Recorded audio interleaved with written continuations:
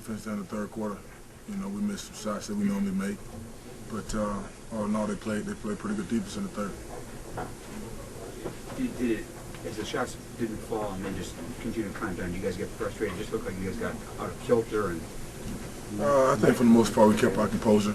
You know, we kept our composure in the third. Fall back in the fourth, just to have enough firepower down the stretch. Do you put the drought really on just the way they lock down defensively, or does it come to a point where shots just don't fall? Sometimes shots don't fall. You know, give it to when they play solid defense out there in the second half. But you know, shots that we normally make didn't fall for us. You know, and they took advantage of that. You know, so the second half was the story of both halves. First half we played well. Second half they played well. They got the win. There's been a lot of talk too about how confident you guys have been, even after the disappointing loss in Game 1. Obviously disappointing in 2. How confident you get 2 when you go back home? Well, you got to stay confident. You know, that's the name of the game. In order to win, you got to be confident and correct your mistakes. I mean, we had chances to win out there, we just didn't execute. Again, we had a lead that was in control for most part of the game, and still couldn't pull through. So we got to figure it out. How disappointed are you, given how well you guys played in Game 1 for most of the game, and they needed a miracle 3 for them, just kind of dismantling you guys in the second half? Yeah, the second half, Michael Finley came off the bench. He came out the second half and gave him a spark. 6 to 8 quick points. We knew it was coming. We knew who was going. That's what he does. He gives those guys a spark. But we just still couldn't stop him. What's the real Suns team out there right now? What do you mean? Who's the real Suns team? The team that's up 15? Is it kind of in the middle? There's only one. Explain. There's only one Suns team, and the way we play is, there's no 2 teams out there. There's only one team, and we all gonna stick together. We all gonna stay together as one team, and we're gonna try to correct these problems. Mara, you were so dominant in the first half.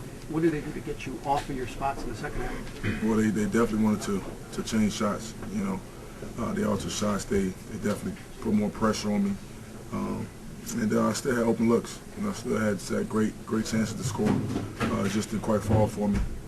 So that happens sometimes. But fourth quarter we had a shot. We had a shot to still fight back at it. We got the lead down to 5, and I think it was about 3 minutes to go in the game. So we had great opportunity to still win the game. We just didn't execute down the stretch. What have they done? They continually get Tony off. They continually get Manu off. You guys have to stop one of those 2 guys, don't you? We got to try to. We got to stop Tony Parker or Manu or Mike Finley. Those guys always give up a spark. That's something that we got to control, and we got to try to stop those guys. They scored the ball too well.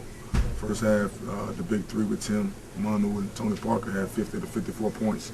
That's totally unheard of. So for the most part, we did a solid job on Tim. I think he did a good job rebounding the ball out there tonight. But we got to find a way to get a win.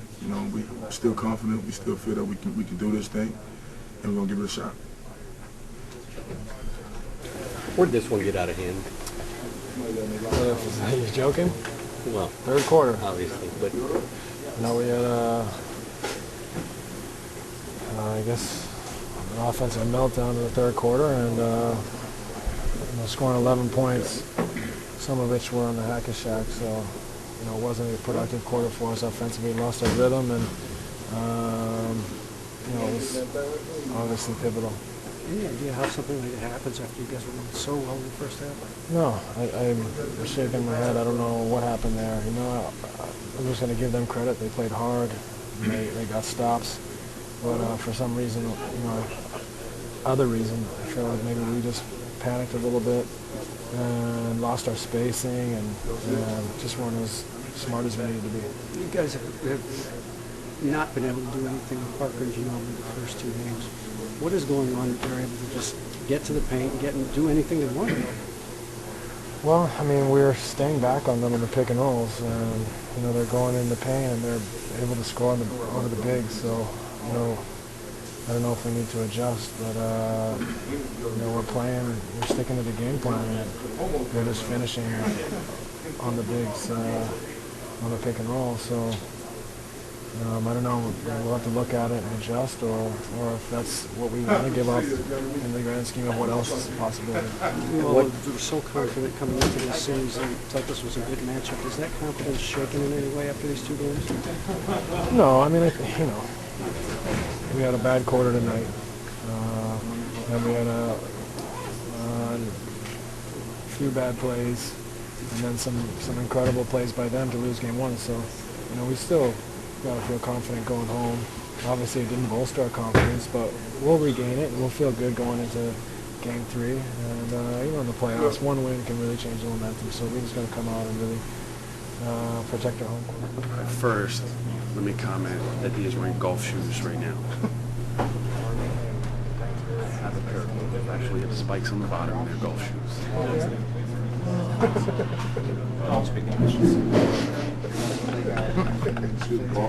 Yes, you do. Yeah. Anyway, what were you about to say? As simple as 1 bad quarter? Yeah, I don't. That third quarter was really bad, so it's against a team like that, you're not going to be able to survive. We were bad defensively, we were bad offensively. It's a bad combination. You might be able to survive being bad on one end, but you can't be bad on both ends of the court for 12 minutes and expect to have a chance to beat these guys on their home court. Take 3 days to think about game 1. You guys really came out roaring in the first. You looked like you were there to make a statement. I don't know where it got away from us. I'd have to go look at the film and try to figure something out. But I don't know where it got away from us. I don't know. Seems like it followed a lot of patterns in the last game. Big lead, and then they get it to a manageable point at halftime, even before the run. Yeah, that's unfortunate, man. It was, I don't know. I think we've got, as a team, I'm at a lack for words right now, and so I think that's kind of the theme right now. I don't know that anybody really exactly knows why that's happened to us the last 2 games. I don't know if we lost focus at halftime or I don't know. I don't have much to say. I don't know. I think given you guys' history, 0-2 is not shaky like. It doesn't shake. I mean, they won what they were supposed to win, and so we'll go back home now and try to take care of our home court, like like any other team would tell you in this situation.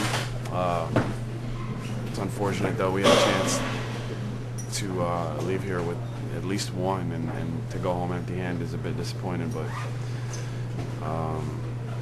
we'll get over that disappointment and be ready to play. Is it Friday night?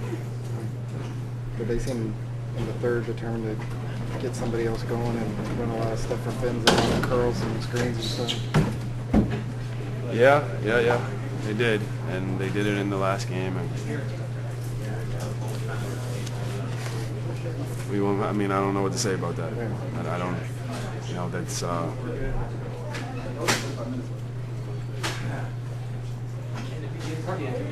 You can't guard that. You can't. A guy's running off 2 screens and catching and not even putting it on the floor and shooting the ball. I can't guard that. I mean, it just seemed like to be an antenna there because that's what they did. They did it. They did it last. They did it last game. They came out and they did it again, and good play calls by Pop. Mike made some nice shots.